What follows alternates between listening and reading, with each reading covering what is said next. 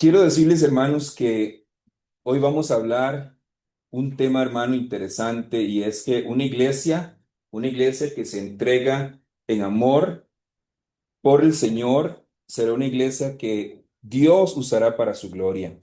Una iglesia que se entrega en amor, Dios la usará para su gloria. El texto base usted lo puede ahí ver conmigo, hermano, de nuevo, si usted no sé si en pantalla se aparecerá o no, pero ahí puede buscar en la Biblia el versículo 12 al 15. Yo quiero que usted lo lea conmigo de nuevo para ir referenciando paso a paso. El versículo 12 dice, hermanos, no nos recomendamos, pues, otra vez a vosotros, sino os damos ocasión de gloriaros por nosotros, para que tengáis con qué responder a los que se glorían en las apariencias y no en el corazón. Versículo 13.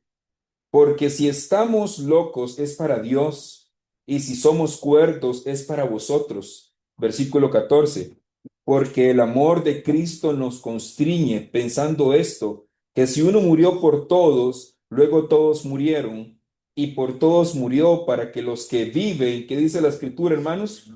Ya no vivan para sí, sino para aquel que murió y resucitó por ellos. Hermano y hermana, cuando una persona se entrega de corazón a una causa que ama profundamente, su vida comienza a ordenarse de manera distinta. Aquello que ama deja de ser solo una actividad más y pasa a influir en sus decisiones, en sus prioridades y muchas veces en su disposición a servir sacrificialmente o de forma generosa al Señor. Algo similar ocurre, hermano y hermana, cuando una persona decide amar y formar una familia, por ejemplo. De manera natural, el centro de la vida se desplaza del interés personal hacia el bien de otro. El tiempo se reorganiza, el esfuerzo adquiere un nuevo sentido, el sacrificio ya no se percibe únicamente como pérdida, sino como una expresión de amor. Todos los que hemos formado una familia sabemos que es así, ¿cierto? Hay prioridades, hay un orden diferente de entrega por nuestra familia. Y bueno, de la misma manera, la entrega genuina siempre produce una transformación. Amén. La entrega genuina siempre produce una transformación. Lo que antes parecía difícil, hermano, lo que antes parecía algo complicado comienza a fluir con mayor claridad en nuestra vida. Lo que antes era opcional se vuelve significativo. Lo que antes pesaba, ahora se encuentra propósito en lo que hacemos, ¿cierto? ¿Me siguen? Este mensaje, hermano, nos invita entonces a considerar con calma y también con humildad quiénes somos como iglesia y hacia dónde el Señor nos está dirigiendo. Nos ayuda a revisar nuestras motivaciones, nuestras prácticas, incluso, hermano, no solamente nuestras prácticas, sino incluso nuestra manera de vivir. Amén. Y yo quiero que usted, hermano, pueda comprender que el Evangelio nos conduce con paciencia a una fe más profunda que la simple participación ocasional. Nos llama a caminar unidos con el Señor, a compartir su vida y a expresar nuestra fe mediante el amor, el servicio y la entrega, no buscando nuestro propio beneficio, por supuesto, sino la gloria del Señor y el bien de otros. Y yo quiero, hermano, decir que si hay una tesis de todo lo que voy a enseñar, si hay algo que resume lo que voy a decir hoy, es que una iglesia verdaderamente entregada vive unida a su Señor con un corazón sincero delante de Dios, gobernada por su amor, aprendiendo a ya no vivir para sí misma, sino para aquel que murió y resucitó por ella. Por esta razón, hoy quiero que meditemos, hermanos, en el tema una iglesia se entrega por amor.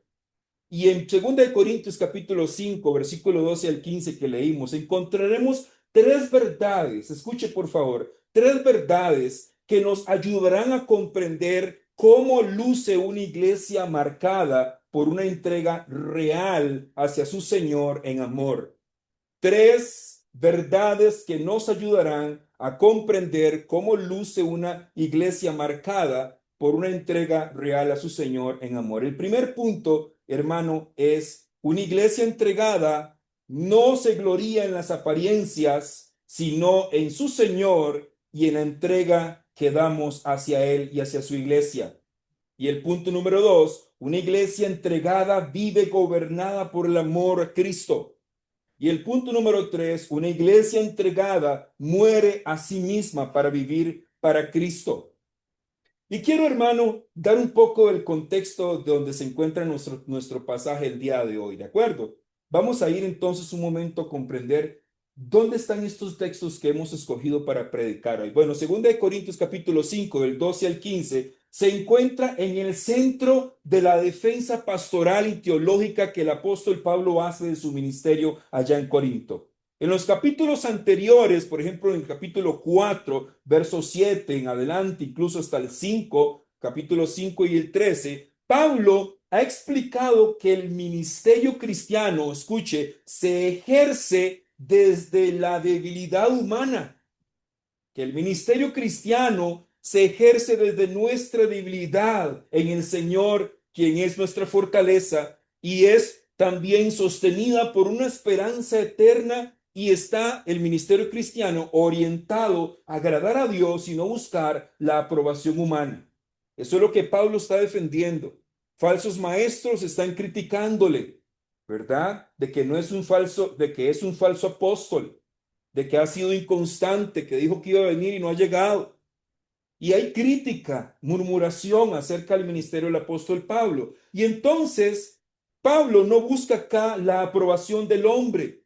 Amén. Aunque a los ojos de algunos su ministerio parece una locura, en realidad ese ministerio de Pablo nace del temor al Señor, del amor genuino por la iglesia, y este contexto prepara el terreno para nuestro texto, mostrándonos que la entrega radical de Pablo no es una exageración emocional ni un fanatismo ministerial, sino es una consecuencia lógica y necesaria del Evangelio. Y quiero con usted, hermano, escudriñar el punto número uno. Una iglesia entregada no se gloría en las apariencias, sino en su Señor y en la entrega en el servicio por la iglesia. Y quiero que usted conmigo, hermano, busque el versículo 12. Lo referencia ahí en el versículo 12, segunda carta a Corintios 5, 12, donde el texto es claro. ¿Y qué es lo que dice, hermano? No nos gloriamos. ¿Qué dice, hermano? No nos recomendamos, pues, otra vez a vosotros. ¿Lo está viendo, hermano?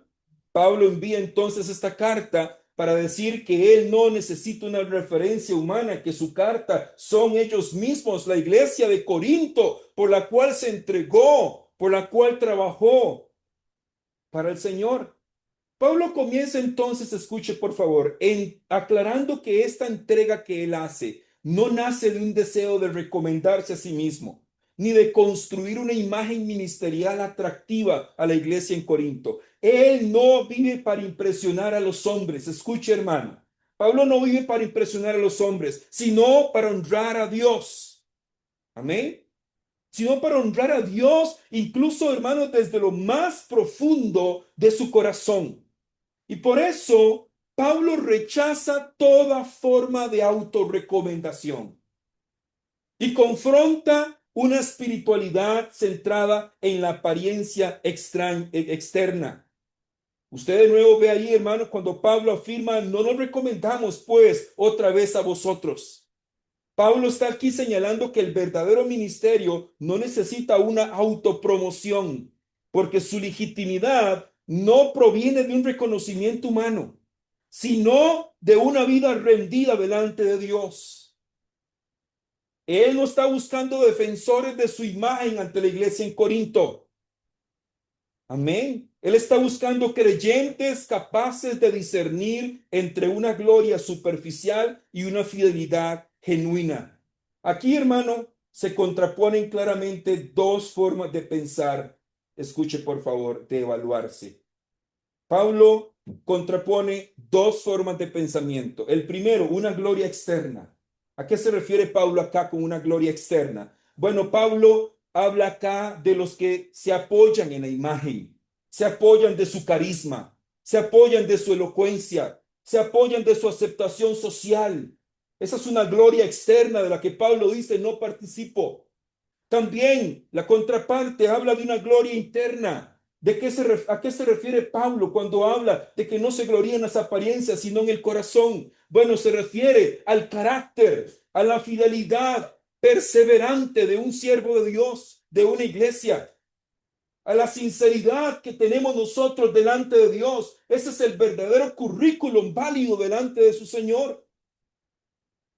Que usted ha sido perseverante, ha luchado, ha caminado la buena carrera, ha defendido la fe, ha permanecido estable, buscando a su Señor, honrando a Cristo delante del Señor con sinceridad. Esa es la gloria de la que Pablo hace alarde, de su trabajo y de su entrega en amor sacrificial por una iglesia, hermano, que le ha rechazado y que ha tenido que ordenar desde la A hasta la Z.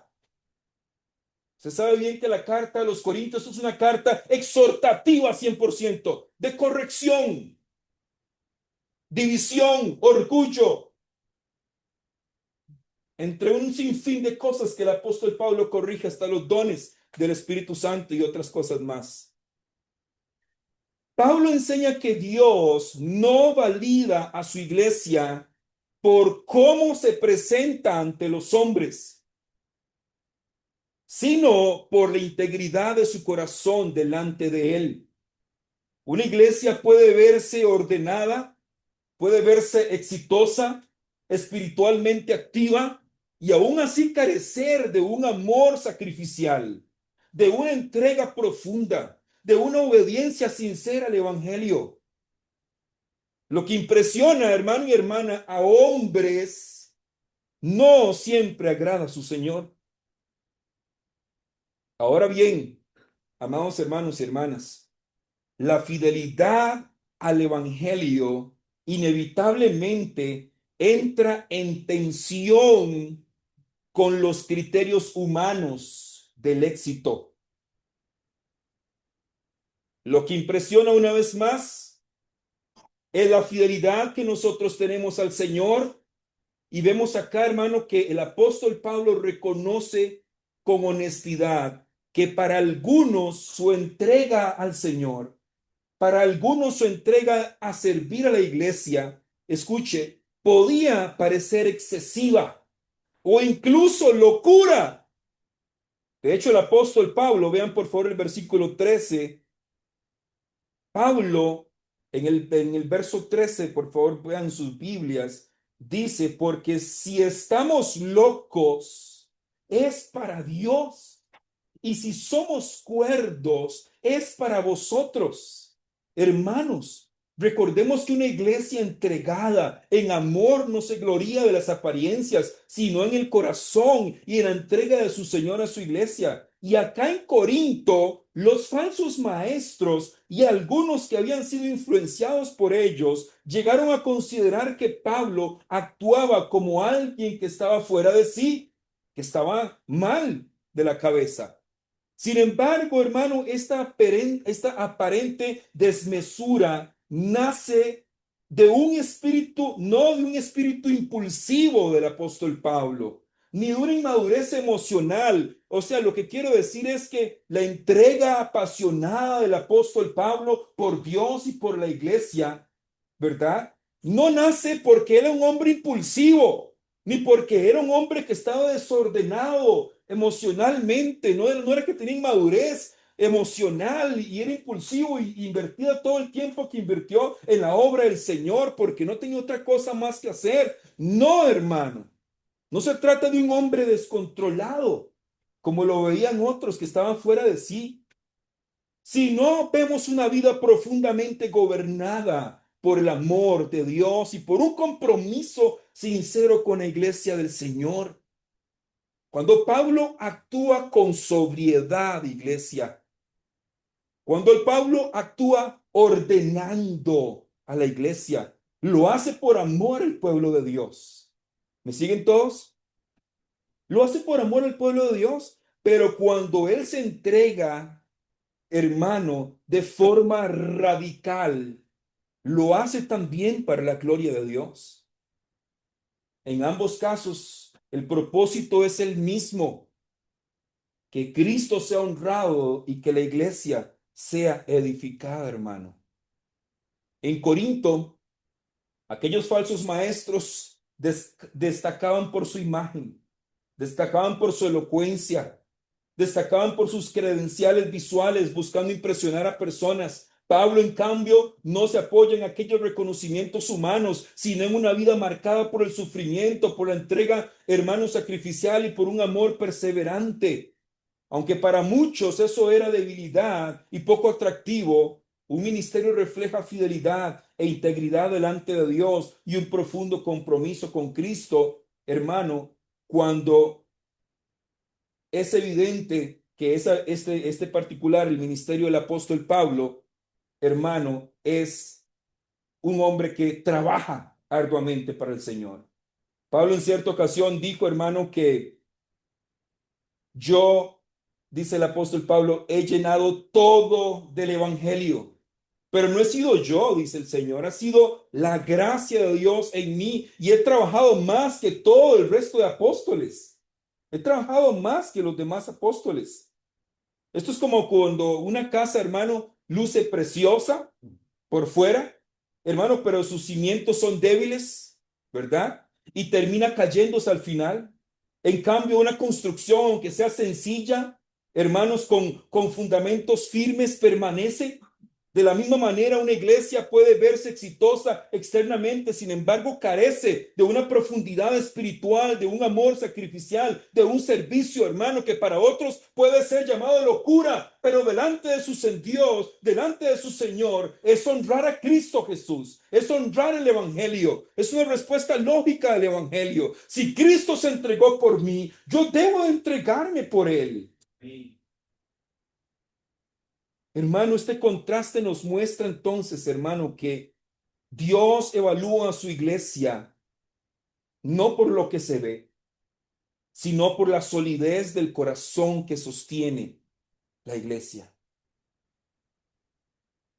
Quiero decir, hermano, que nosotros debemos examinar y valorarnos como iglesia, hermano. Por ejemplo, ¿celebramos nosotros más las cosas que se ven? ¿Resultados, números, reconocimiento? ¿O lo que pocas veces se nota, iglesia? La fidelidad, la perseverancia, el servicio silencioso, el amor constante de los hermanos, de las hermanas. El evangelio vivido, hermano, con profundidad, no siempre será comprendido por otros, incluso por otros creyentes, hermanos. Una iglesia gobernada por el amor de Cristo puede parecer excesiva con lo que hace para algunas personas, pero su meta no es agradar a los hombres, sino honrar a Dios. Dicen amén. Amén. Muy bien, hermanos y hermanas, hasta este momento hemos visto que una iglesia entregada en amor no se gloría en lo externo y además vive sirviendo con pasión. Pero, ¿cómo vivir apasionados? ¿Cómo llegar a pensar más en Cristo, iglesia? ¿Cómo llegar a pensar más en la iglesia del Señor? ¿Cómo llegar a pensar más en las personas, en la gente, hermano? Más que en nosotros mismos. ¿Cómo llegar a eso, hermano? Quiero decir que este es el punto número uno y es el más largo. Estos dos que vienen son más cortitos. Pero quiero pedirle su atención. ¿Cómo llegar a ser una iglesia apasionada, hermano? ¿Cómo ser nosotros cristianos, hermano, que para algunas personas referencia como alguien que esté mal, que esté cuerdo por cómo muere a sí mismo, por cómo sirve a otros? ¿Cómo llegar a eso? ¿Cómo llegar a esta realidad? Bueno, el versículo 14, hermano, nos enseña, una iglesia entregada vive gobernada por el amor a Cristo. Versículo 14, ven en sus Biblias, hermano. Lo tenemos, ¿sí? Dice el texto, porque el amor de Cristo, ¿qué dice iglesia? Nos constriñe pensando esto, que si uno murió por todos, luego todos, ¿qué dice? Murieron. Cuando Pablo dice el amor de Cristo nos constriñe, utiliza el verbo griego que significa impulsar, estar poseído de, dedicarse de lleno, tener preso, que significa apretar, controlar, gobernar desde adentro. Es el mismo verbo, por cierto, que se utiliza en Hechos capítulo 18, versículo 5, donde dice el autor que Pablo estaba entregado por entero a la predicación de la palabra, testificando a judíos que Jesús era el Cristo. Lo que Pablo dice entonces que el amor de Cristo nos constriñe, hermano, no afirma que el amor de Cristo lo motiva ocasionalmente. No es eso, hermano. Afirma más bien que el amor de Cristo lo domina permanentemente. Además, el texto habla acerca del amor de Cristo, pero debe de entenderse de manera objetiva. No se refiere principalmente al amor que nosotros sentimos por Cristo, que es válido amar al Señor, por supuesto, para hacer la obra del Señor. Sin embargo, aquí vemos, hermano, que el texto habla del amor que Cristo demostró objetivamente en la cruz. Pablo entonces, hermano y hermana, no está diciendo que nos movemos porque sentimos amor por Cristo. ¿Me siguen, hermanos? No nos movemos como iglesia simplemente porque siento un amor por Cristo. Eso es subjetivo, porque hay personas que dicen, bueno, mi Señor es el Señor, pero no es la base de lo que está haciendo. Por supuesto, tenemos que amar al Señor. No quiero dar una mala idea acerca de amar al Señor. Tenemos que amar al Señor y por eso hacemos todo lo que hacemos. Sin embargo, iglesia, lo que Pablo está diciendo es que nosotros somos gobernados por el amor que Cristo nos mostró en la cruz. No es subjetivo, como que porque yo siento cierta afinidad con Dios, hago lo que hago. No, el amor de Cristo, hermano, tiene que verse allá en la cruz del Calvario. Eso lo cambia todo, hermano. Cambia nuestra motivación para servir. Cambia la ética, cambia la entrega, cambia el ministerio. La iglesia no se entrega porque siente, es lo que quiero decir, hermano. La iglesia se entrega porque ha sido amada primero. Por eso no dice el amor de Cristo nos inspira, no, hermano, sino que el amor de Cristo nos gobierna, nos dirige, nos impulsa a hacer lo que hacemos, dice el apóstol Pablo. El motor del ministerio cristiano, escuche, no es la presión. Lo que usted hace para el Señor no lo hace simplemente porque está un pastor o un líder detrás suyo pidiéndote que hacer algo. Tampoco es una agenda. Que ojo, por supuesto, somos una iglesia ordenada. En CSV, donde pastoreamos, tenemos, hermano, una meta incluso de hasta el 2040. Es lo que visualizamos. Después cada 5 años, después cada año. Pero ni siquiera es la agenda lo que nos impulsa a trabajar. Tampoco es una agenda lo que nos impulsa a desgastarnos por el Señor, hermano. No, Señor. No son la necesidad inmediata de la iglesia. Es el amor aprobado de Cristo en su muerte. Eso es lo que tiene, hermano, que darle validez a su servicio. En lo que hagas. Pablo mismo es ejemplo de esto. Su entrega, hermano, no nace de un carácter fuerte per se, aunque era de un carácter fuerte, ¿cierto? ¿Se acuerda, por ejemplo, cuando lo sacaron casi como muerto después de haberlo apedreado? Los discípulos lo reunieron y oraron por él y dice, bueno, vámonos.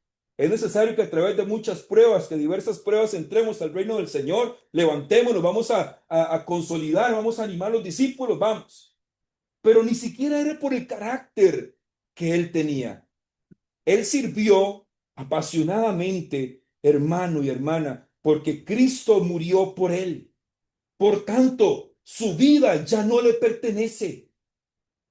Versículo que leímos, ¿recuerdan? Un barco, hermano, por ejemplo, puede tener velas, puede tener mucha fuerza, movimiento, pero sin el timón no tiene dirección, hermano y hermana. El amor de Cristo es el timón que orienta todo lo que la iglesia hace. Amén. Por eso es que si usted, por ejemplo, una parte aplicativa, hermano, tiene que desviarse 8, no sé, kilómetros para ir por un hermano para que se integre a la iglesia. Levántese más temprano, se cepille tempranito, póngase bien guapo con su perfume y vaya a traer al hermano nuevo a la iglesia. Pero es que me desvío, no importa, hermano. Cristo murió por mí, ya no vivo yo, ahora vive Cristo en mí. Amén. Y así con todas las demás cosas, hermano, que nosotros hacemos. ¿Qué hacemos nosotros por amor a Cristo? ¿Y qué hacemos nosotros por costumbre, hermano? Medítelo. Este año pasado que estuvimos estudiando la carta a los Corintios, nos dimos cuenta de un texto maravilloso que es lema para nosotros, y es que, hermano, ¿de qué vale al hombre entregar su vida para ser quemado, vender todos sus bienes y darle a los pobres si no tengo amor? Yo le hago la pregunta, hermano, ¿qué haces por amor a Cristo? ¿Qué haces por el amor que Cristo mostró en la cruz por usted? ¿Qué haces? Porque si no es con amor, de nada vale. De nada sirve, dice el apóstol Pablo. Una iglesia verdaderamente gobernada por el amor de Cristo sirve aún cuando el servicio no produce reconocimiento. Cuando el servicio, hermano, no tiene visibilidad ni recompensa humana. Cuando el aplauso se convierte en el motor del servicio, el amor de Cristo ha dejado de gobernar la iglesia y se ha ido reemplazado por la necesidad de una especie de validación de otras personas. Este texto a nosotros nos obliga a discernir, a pensar con honestidad hoy. ¿Qué ministerios, hermanos, y actitudes brotan del asombro por la cruz? ¿Y cuáles se mantienen únicamente por inercia, por tradición o por presión institucional incluso?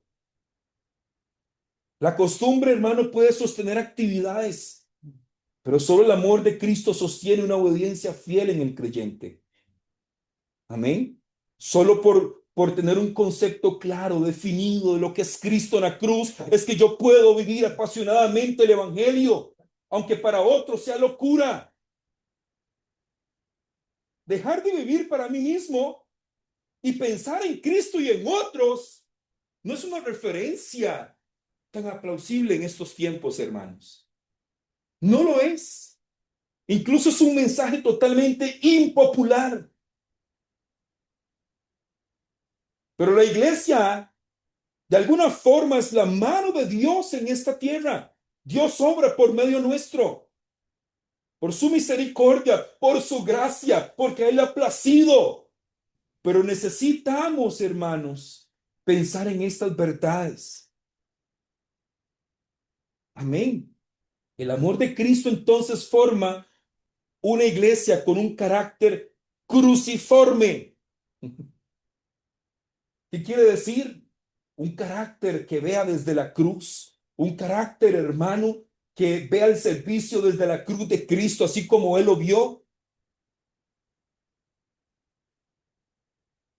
Quiero decir, hermanos, que donde el amor de Cristo gobierna, el servicio deja de ser algo incluso negociable. La entrega deja de ser selectiva. Mi entrega al Señor deja de ser algo selectivo. ¿Hasta dónde estoy yo dispuesto a servir? ¿Qué parte de nuestra vida aún incluso no ha sido rendida a nuestro Señor que me amó y se entregó por mí.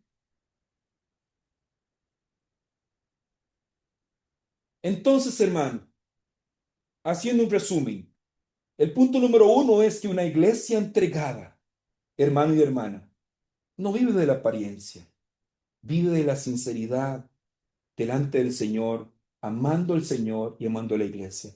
Pero el punto número dos, hermano, nos enseña cómo poder ser esa iglesia entonces apasionada. Veamos la cruz. Amén. Veamos a Cristo y que ese amor pueda gobernar. El amor de Cristo nos constriñe, nos impulsa, nos gobierna. Amén.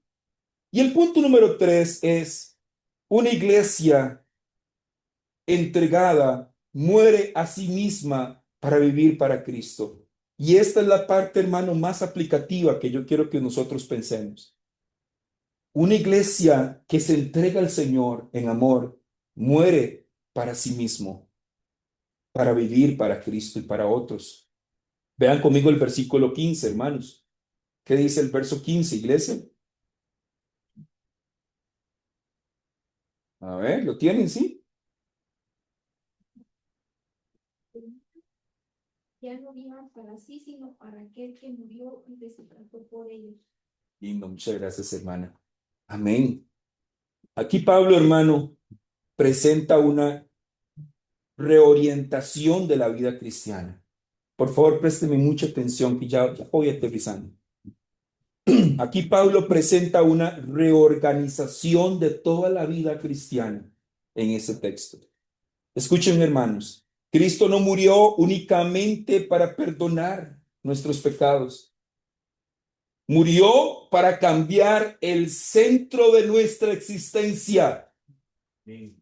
Una vez que yo comprendo que Cristo pagó por mí, que fui justificado, que he sido reconciliado con Él, que me hace una nueva criatura, ahora vivo en función de Él, vivo para su gloria, pienso en Él, adoro a Él, su nombre está en mi boca todos los días. Ahora que yo comprendo que soy su hijo, que soy su hija, hermano, esa verdad de Cristo en la cruz destrona el yo interno, lo destrona.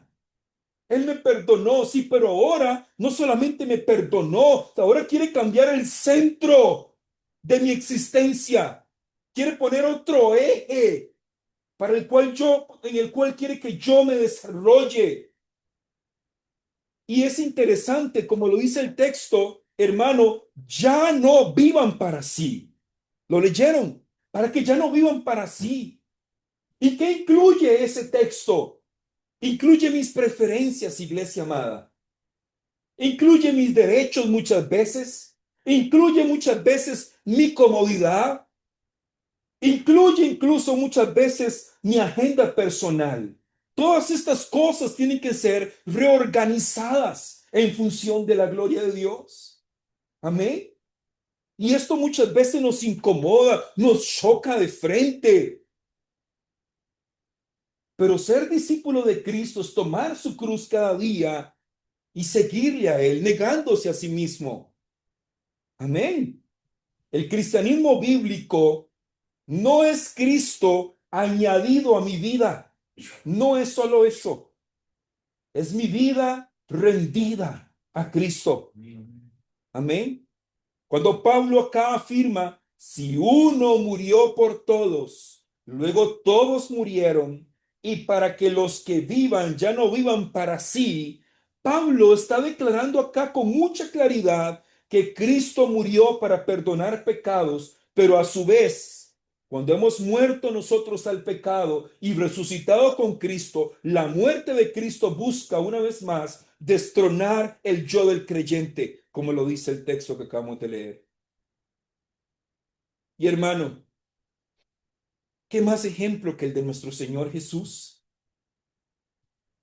Él dijo, yo no he venido para ser servido, sino para servir y para dar mi vida en rescate por muchos.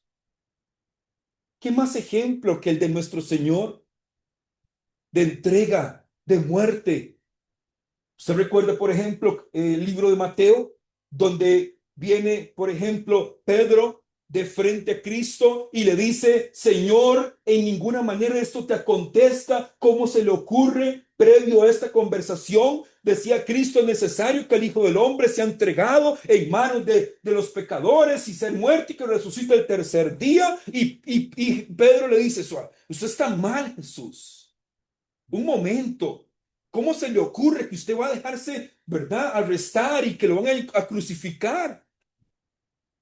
¿Recuerdan? Y Jesús les dijo: apártate de mí, Satanás, porque me eres tropiezo. Pones la mirada en las cosas de los hombres y no en las cosas de Dios. Es necesario que el Hijo del Hombre muera, que sea crucificado. Quiero decirle que así mismo es necesario que el creyente, hermano, muera constantemente para dejar de ser selectivo en las cosas del Señor, para que reorganice su vida en función del Señor. Con esto no estoy diciendo deje todo, deje el trabajo como en los 70s y 80s. Ya viene el Señor, deje todo, tal. No, no, no. No, Señor. Sea responsable con trabajo, universidad, con el instituto, con el seminario, con su esposa, con sus hijos, con su trabajo, con sus deudas. En fin. Pero hermano, definitivamente, cuando usted tenga el espacio, cuando usted tenga ya el momento, su Señor, su pasión está anuente a ser buscada. Lo que quiero decir con esto es, por ejemplo, si usted tiene un trabajo de 7 a 5 de la tarde, ¿de acuerdo? Vaya, sea fiel en su trabajo.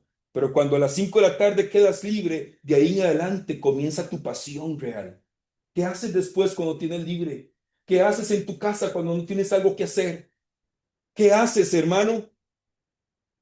¿Qué haces cuando incluso, y lo digo con mucho respeto, hermano, ojalá me vuelvan a invitar algún día después de lo que voy a decir, pero qué hace cuando usted no ha puesto su granito de arena en la iglesia para trabajar por gente, para buscar familias, para buscar jóvenes, para buscar matrimonios que están sin el evangelio?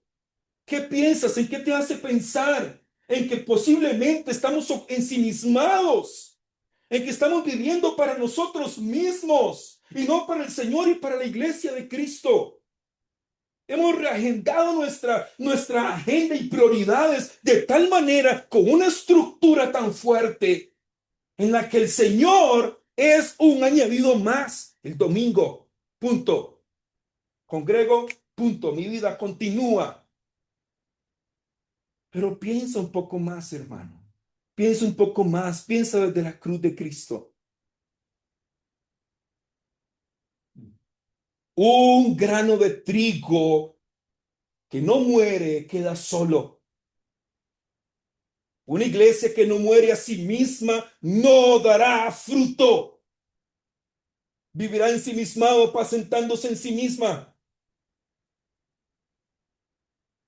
¿Hace cuánto hace, hermano, que usted, por ejemplo, no se incomoda por otra persona? ¿Hace cuánto yo no me incomodo por alguien más?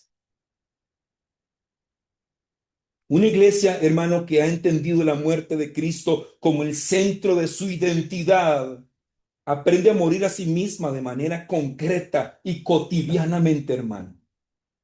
Las distancias no importan muchas veces.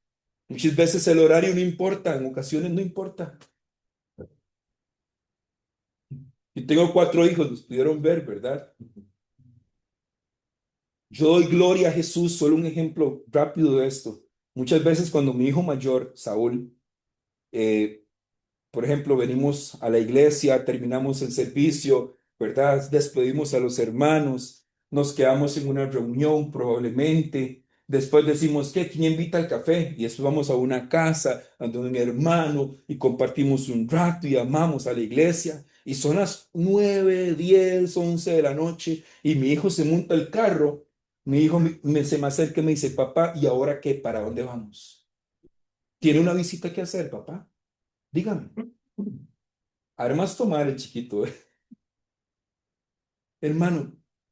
Jesús, recuerdo una ocasión donde la multitud tuvo hambre en el desierto, ¿recuerdan? Multiplicó panes y peces, atendió una multitud y después se quedó hasta el final para despedir la multitud y después de despedir la multitud se fue solo a un desierto a orar. Está crazy, ¿cierto? Está loco, está demente. Su entrega, su pasión, su servicio corresponden al Evangelio, corresponden al Dios al que nosotros amamos, iglesia. No está loco Jesús. Y usted me dice, sí, pero Dios me da las cosas para que yo las disfrute. Sí, amén. Amén. Y oro al Señor para que Dios pueda darte muchas cosas más. Sin embargo, iglesia, véame, estamos muchas veces tan acomodados que hemos olvidado la esencia, hermano, del cristianismo. Para terminar, hermano, quiero decir que la muerte al yo se manifiesta especialmente cuando la iglesia elige la obediencia por encima de la conveniencia. Obedecemos al Señor. Amén. Servimos por amor. ¿Cuántos dicen amén? Incluso por encima de la conveniencia. Ahí es donde el servicio depende, hermano, no de la comodidad, no del reconocimiento, incluso no de la facilidad. Y cuando sucede esto, cuando una persona piensa solamente en estas cosas, hermano, comodidad, reconocimiento, facilidad, puede que el yo siga siendo el trono. El texto a nosotros nos obliga entonces a pensar, hermanos, en que qué áreas de nuestra vida congregacional siguen organizadas alrededor de una preferencia personal, de una agenda que no está mal, pero hay entrega genuina, hay amor y pasión en lo que hacemos.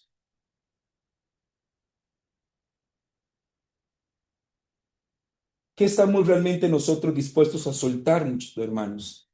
Puede ser soltar un poco más de tiempo para el Señor. Amén.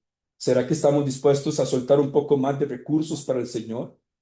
¿Será que estaremos dispuestos a entregar un poco más de comodidad, de control de nuestra propia vida, de nuestros negocios, de nuestras cosas, para que la visión de Dios avance con fidelidad? Decimos amén, hermano. Mira a Cristo en la cruz.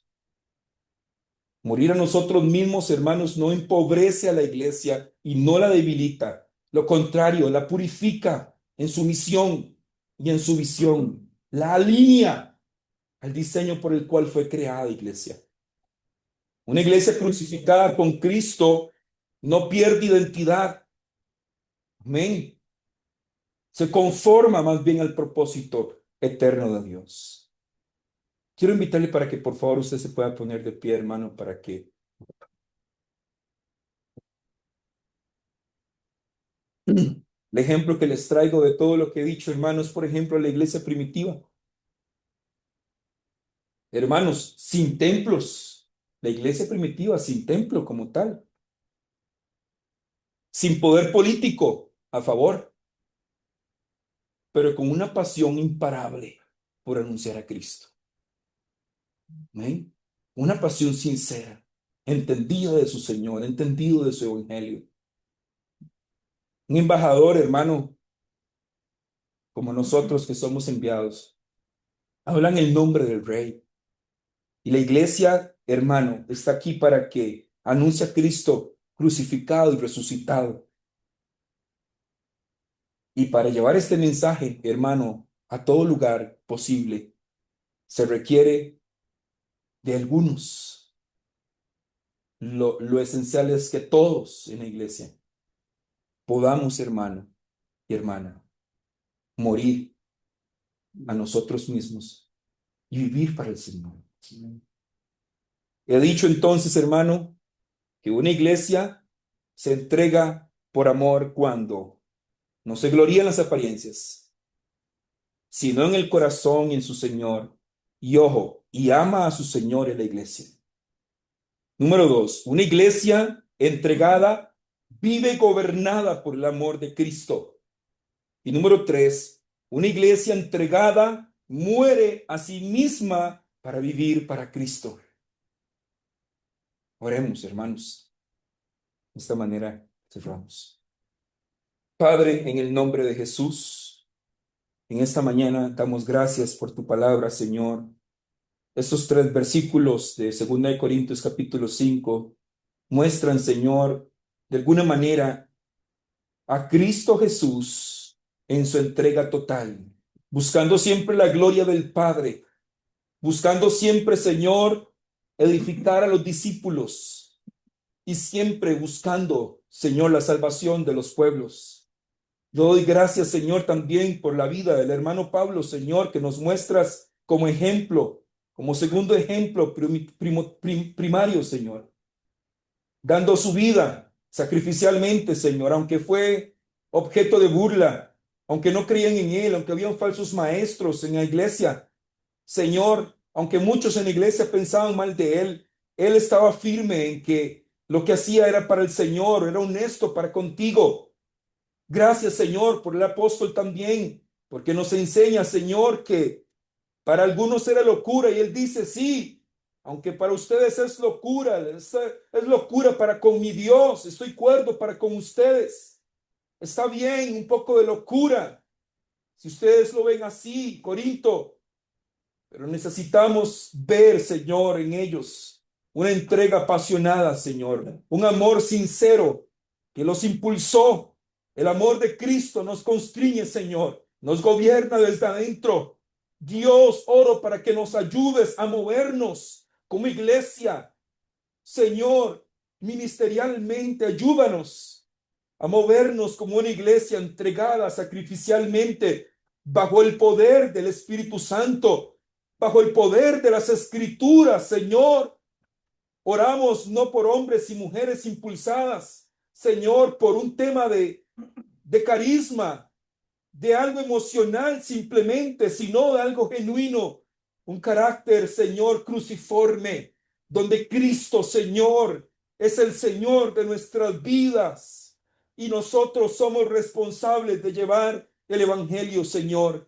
Ayúdanos, diga la iglesia, a morir a nosotros mismos. Ayúdanos, Señor, a ser hombres y mujeres que piensen en Dios y en la gente, que nuestras oraciones sean llenas del Señor y las personas, orando, Padre, para glorificarte, exaltarte, amarte por medio de nuestro Señor Jesús en la cruz, y que eso también nos impulse a amar a otras personas. Un servicio amoroso para que cada persona que sirva, Señor, lo haga desde la cruz, crucificado con Cristo para siempre, Señor.